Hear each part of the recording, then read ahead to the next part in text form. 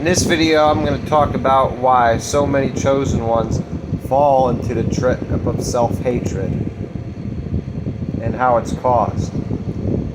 Now, a lot of you are probably thinking, well, doesn't everybody hate themselves to one degree or another? And yes, it's true. All of us, to one degree or another, do hate ourselves or are insecure. But with the chosen ones, it's not only different. It's not only different in the way that they hate themselves, but it's the self-hatred that they experience is double-fold. And I can explain why.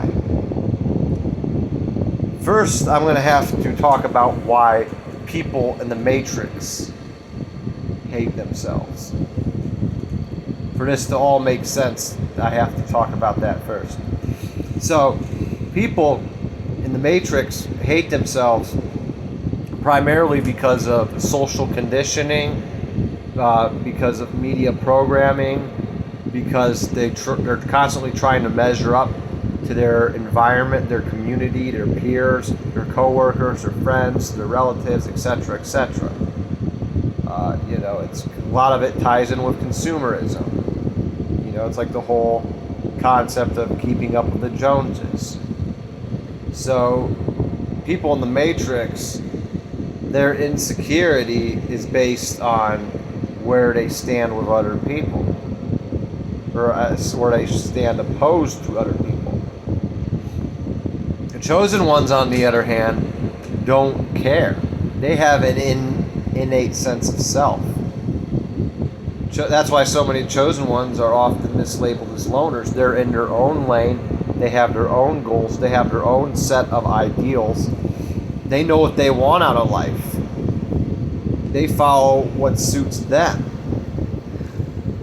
People in the Matrix don't understand this. They think it's idiotic. They think it's nonsensical.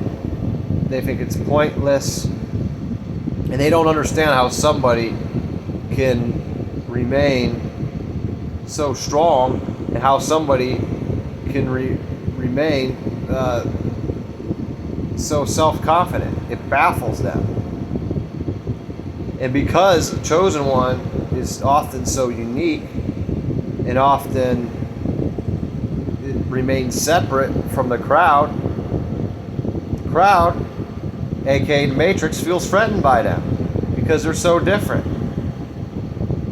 So it's literally, in often cases, 99% versus the 1%. And what do you think this 99% is going to do? Because they feel different from the chosen ones, they're going to misdirect their insecurities and hatred onto this one person instead of dealing with themselves or facing one another, because they're too weak to follow their own intuition, to follow their own interests. A lot of them don't even have their own sense of self-identity. A lot of them don't have their own internal compass. So they're dependent on one another, making them weak. So they direct all this negativity and hatred towards that 1%. And you see this happen often in communities. You see this happen in schools. You see this happen in organizations. You see this happen in all kinds of different group settings. Now, these people in the Matrix also pick up on the giftings and the anointing and the light that the chosen one gives off. And often, the chosen ones, especially when they're young, don't know they're chosen. They don't know that they have all these special gifts and attributes. They misbelieve that the 99% hates them because there's something inherently wrong with them. That they're undesirable. That they're useless. And the people in the Matrix see these gifts the chosen ones possess, but will never admit or encourage the chosen ones, or whoever, make it known to the chosen ones that they have these special abilities. So then the chosen one, often unawarely, internalizes all this self-hatred that's projected onto them from the people in the Matrix, and they, what's the word I'm looking for? They turn within themselves, they internalize all this self-hatred, and they mistake it as their own hatred for themselves.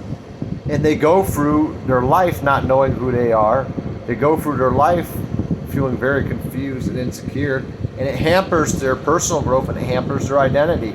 And they often take on this identity that they're not supposed to take on, and it's an identity of insecurity and inferiority.